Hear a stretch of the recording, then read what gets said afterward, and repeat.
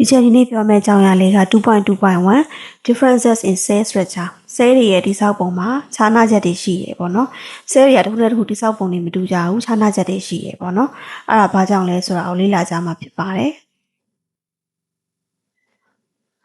differences in cell structure ပထမဆုံးအကြောင်းကဘာပြောလဲပေါ့နော်cell of different organism နဲ့ organism ဆိုတာသက်ရှိတွေပေါ့နော်ဒီသက်ရှိတွေ different ဆိုတာမတူညီတဲ့သက်ရှိနော်မတူညီတဲ့သက်ရှိတွေရဲ့ cell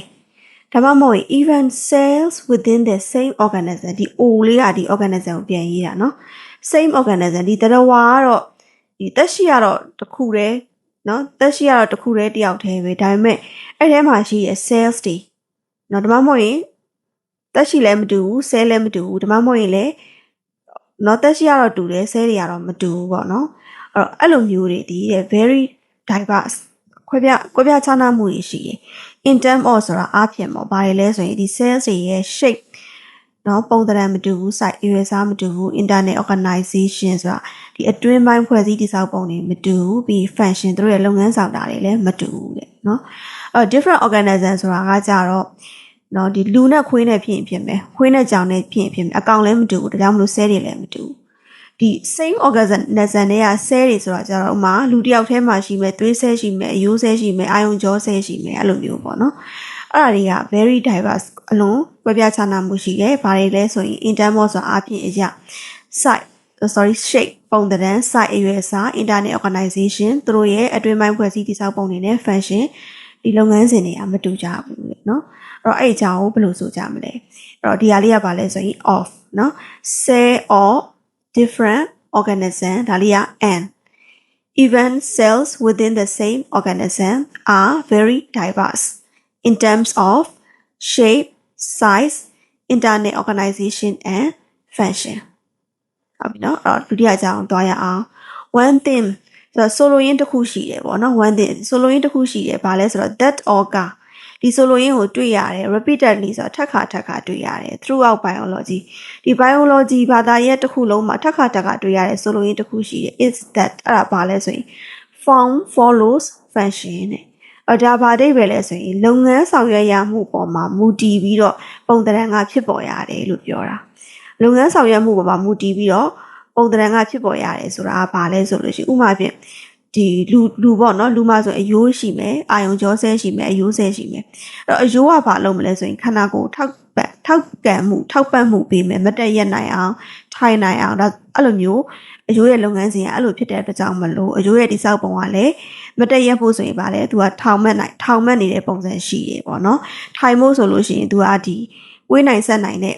သူမှာအစစ်တွေပါတယ်မလက်ချောင်းလေးတွေဆိုလို့ရှိရင်လည်းကွေးလို့ရတယ်ဆန့်လို့ရတယ်တထောင်စစ်ဆိုရင်ကွေးလို့ရတယ်ဆန့်လို့ရတယ်ခြေထောက်ဆိုရင်လည်းကွေးလို့ရတယ်ဆန့်လို့ရတယ်လမ်းလျှောက်ဖို့အတွက်ထိုင်ဖို့အတွက်အားကစားလုပ်ဖို့အတွက်ရေကူးဖို့အတွက်စသည်အဖြစ်ပေါ့နော်အဲ့တော့ဒီလုပ်ငန်းဆောင်ရွက်မှုပေါ်မှာမူတည်ပြီးတော့ပုံသဏ္ဍာန်ကဖြစ်ပေါ်ရတယ်အဲ့ဒါဒီ biology တစ်ခုလုံးမှာထပ်ခါတွေ့ရတယ်ဆိုလို့ရင်တစ်ခုဖြစ်တယ်ပေါ့ one thing that occurs repeatedly throughout biology is that form follows function ဟုတ်ပြီနော်အဲ့တတိယအကြောင်းသွားရအောင် in other words တခြားစကားလုံးနဲ့ပြောမယ်ဆိုရင် a cell's function cell တစ်ခုရဲ့လုပ်ငန်းစဉ်ဒီ influence လွှမ်းမိုးတဲ့ its physical feature ဒီ cell ရဲ့ဒီရုပ်ပိုင်းဆိုင်ရာလက္ခဏာကိုသူ့ရဲ့ပုံသဏ္ဍာန်ကလွှမ်းမိုးမှုရှိရဲ့ခုနပြောသလိုပဲအယိုး cell ဆိုလို့ရှိရင်ဒီခန္ဓာကိုယ်ထောက်ကံမှုပေးဖို့အတွက်ဆိုရင်သူကဘယ်လိုပုံစံရှိလဲ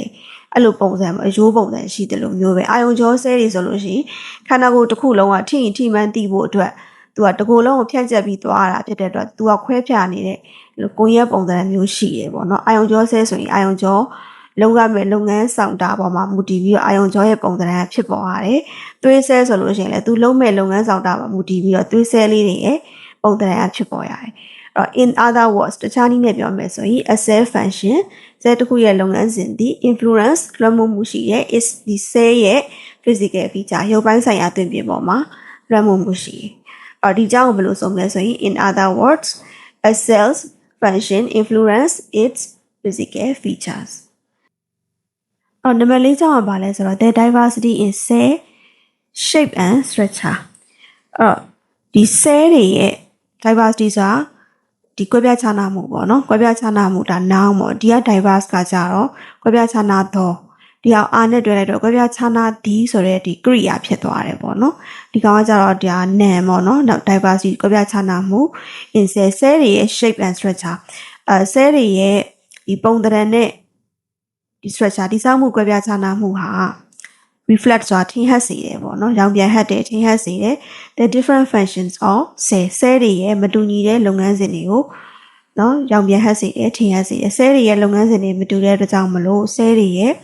ဒီတိဆောက်ပုံနဲ့ပုံသဏ္ဍာန်နဲ့မတူဘူးတဲ့။ဒီကြောင့်ဘယ်လိုဆိုမလဲဆိုတော့ the diversity in cell shape and structure reflects the different functions of cells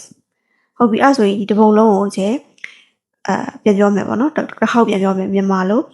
အဲ့တော့ cell of different organism and even cell within the same organism အကောင်တွေတရဝါတွေအပင်တွေတက်ရှိတွေပေါ့နော်မတူညီတဲ့ဒီတက်ရှိတွေရဲ့ cell တွေဒါမှမဟုတ်ရင်ဒီတက်ရှိတစ်ခုထဲမှာပဲ cell အမျိုးမျိုးရှိတယ်ဒီ cell တွေဟာဆိုလို့ရှိရင် diverse ကွဲပြားခြားနားနေတယ် in terms of ဘာအရာလဲဆိုရင်ပုံသဏ္ဍာန်ရဲ့အရွယ်စားရဲ့အတွင်းပိုင်း internet organization အတွင်းပိုင်းဖွဲ့စည်းတည်ဆောက်ပုံနဲ့ function လုပ်ငန်းစဉ်တွေရာသူတို့ကကွဲပြားခြားနားမှုရှိနေကြတယ်ပေါ့နော်အဲ့တော့ one thing ဆိုလိုရင်းတစ်ခုရှိမယ် that occur ဒီဟာကိုတွေ့ရတယ် repeatedly ဆိုထပ်ခါတွေ့ရတယ် throughout biology မှာထပ်ခါတွေ့ရတယ်ဆိုလိုရင်းတစ်ခုကတော့ is that ဖြစ်ပါတယ်ပေါ့နော် form follows function လုပ်ငန်းဆောင်ရွက်မှုပေါ်မှာမူတည်ပြီးတော့ပုံသဏ္ဍာန်ဖြစ်ပေါ်ရတယ်အဲ့တော့ in other word တခြားနည်းနဲ့ပြောမယ်ဆိုရင် a cell function cell တစ်ခုရဲ့ဒီလုပ်ငန်းဆောင်တာဒီ influence လွှမ်းမိုးမှုရှိတယ် is physical feature ဒီ cell ရဲ့ရုပ်ပိုင်းဆိုင်ရာအသွင်ပြင်လက္ခဏာပေါ်မှာ